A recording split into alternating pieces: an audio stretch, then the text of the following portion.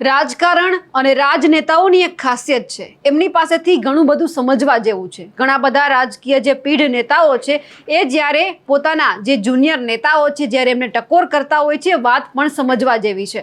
આજે વાત હું રાજનેતા અને રાજકારણની એટલા માટે કરી રહી છું કારણ કે ગુજરાતની અંદર સ્થાનિક સ્વરાજ્યની ચૂંટણી પૂરી થઈ।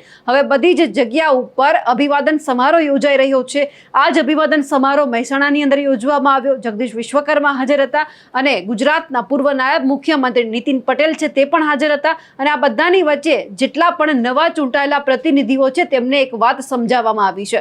નમસ્કાર, આપ જોઈ રહ્યા છો નિર્ભય ન્યૂઝ અને હું છું આપની સાથે રિદ્ધિ।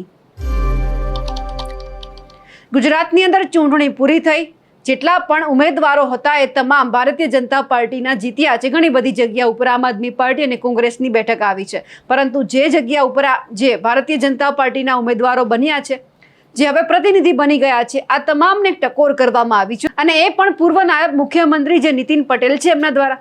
સ્વાભાવિક છે કે જે વ્યક્તિ પ્રતિનિધિ બની જાય છે એમને 5 વર્ષની અંદર કામ કરવાનું હોય છે। ઘણા બધા આપણા પ્રતિનિધિઓ એવા પણ જોયા છે કે જે 5 વર્ષની અંદર માત્ર આપણને 2 કે 3 વાર આપણા વિસ્તારમાં દેખાય છે, આપણા વિસ્તારની અંદર 2 કે 3 વખત કામ કરતા નજરે પડે છે। આવા તમામ લોકોને નીતિન પટેલ છે તેમણે ટકોર કરી છે કે તમને મતદારો સુધી પહોંચાડવાની અમારી જે જવાબદારી હતી, તમારી પડખે ઊભા રહેવાની અમારી જે જવાબદારી હતી એ અમે હવે સારી રીતે નિભાવી છે, પૂરી પણ કરી છે।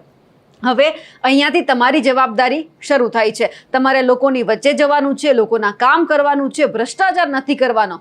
હવે અમારી નજર ફક્ત ને ફક્ત તમારા ઉપર રહેવાની છે કારણ કે 5 વર્ષ તમને જ્યારે જનતાએ આપ્યા છે, ભારતીય જનતા પાર્ટીએ આપ્યા છે, તો તમારે ભારતીય જનતા પાર્ટીને ક્યાંક ઉજળો બનાવવાનો છે, આપણો જે પક્ષ છે એમને, અને તમારે કામ કરવાના છે। અને ખાસ કરીને વાત પણ કહેવામાં આવી છે કે આપણા ભારતીય જનતા પાર્ટીની ઉપર કોઈ દાગ ન લાગે તેવું પણ કામ કરજો। એટલે ખરેખર ઘણા રાજનેતા આવા પણ હોય છે કે જે સારી વાત કહીને જતા હોય છે, પણ જો એમના પ્રતિનિધિઓ સમજે તો। સૌથી પહેલા તો નીતિન પટેલને સાંભળીએ કે તેમણે શું કહ્યું છે। એટલે સ્વાભાવિક તમે બધા સદભાગી છો કે તમને કમરનું નિશાન પ્રાપ્ત થયું છે।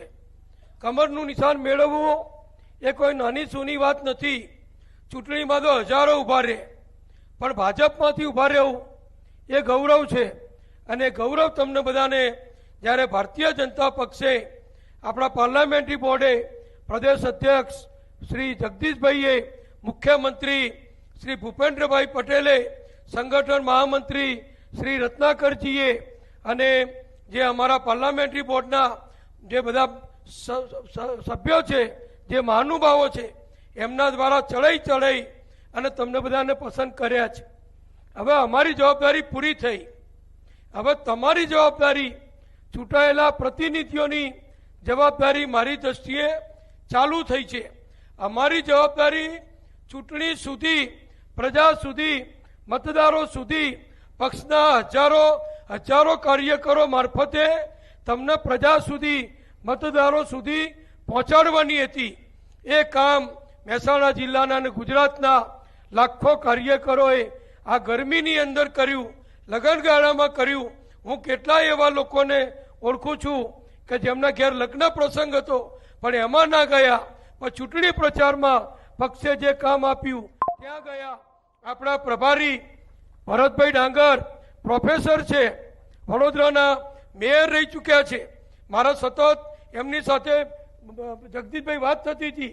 લગભગ પહેલા કેરાલા ગયા, કેરાલાની ચૂંટણીના પ્રચારની અંદર મોદી સાહેબના રેલીના આયોજનમાં, ત્યાંથી સીધા મહેસાણા આવ્યા અને લગભગ હું કે તું કે તમે કોઈ 25 દિવસ જો ઘર બહાર રહ્યું હોય, પોતાના દીકરા દીકરીને પત્નીથી જુદા રહ્યા હોય તો આ ભરતભાઈ ડાંગર રહ્યા છે।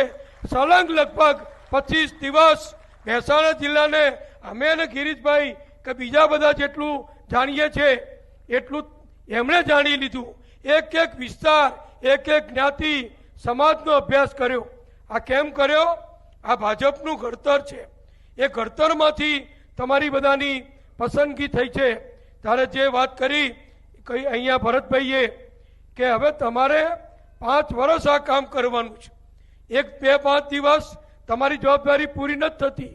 આ ગામમાં કોઈ મંદિરની પ્રતિષ્ઠાનો પ્રસંગ નથી કે પ્રતિષ્ઠા થઈ ગઈ એટલે જમણવાર પતી ગયો, બધા છૂટા।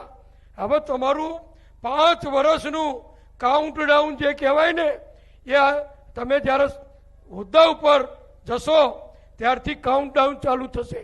5 વર્ષ સુધી આખી જનતાની, સમગ્ર વિસ્તારની, પક્ષના નેતાઓની બધાની નજર એ ચૂંટાયેલા તમે બધા જે પણ હોવ, પંચાયત હોય કે કોર્પોરેશન હોય, તમારા ઉપર રહેવાની છે.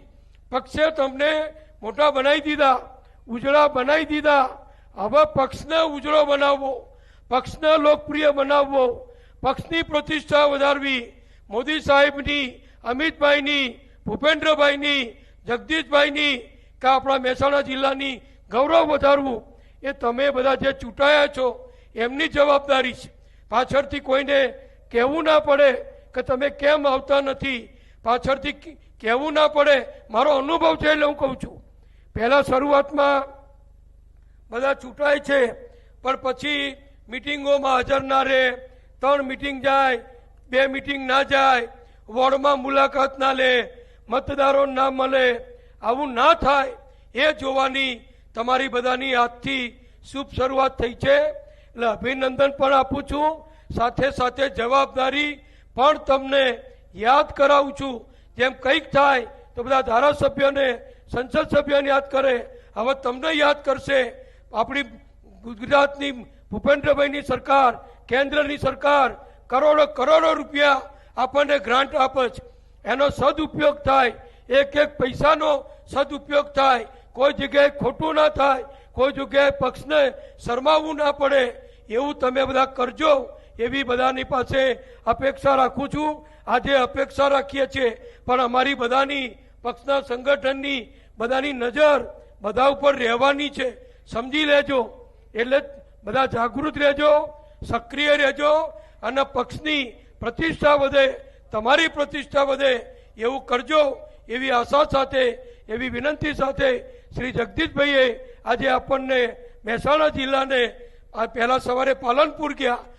નીતિન પટેલે જે વાત કરી એ ખરેખર લોકો માટે છે, જનતા માટે છે. કારણ કે જનતાને આખરે જોઈએ છે શું? 5 વર્ષમાં એમના પ્રતિનિધિનું મોઢું ખાલી નથી જોવાનું હતું, એમને જે કામ ક્યાંક પાસ કરાવીને આપે છે, રોડ રસ્તા મંજૂર કરાવીને આપે છે, એ બધું જોતું હોય છે. જ્યારે ચૂંટણી પ્રચાર શરૂ થયો, તારીખ આપણને જાહેર થઈ પણ ખબર પડી, લોકો રસ્તા ઉપર આવ્યા કે અમારા જેટલા પણ કોર્પોરેટર છે કે બીજા કોઈ પણ પ્રતિનિધિ છે કામ નથી કરતા.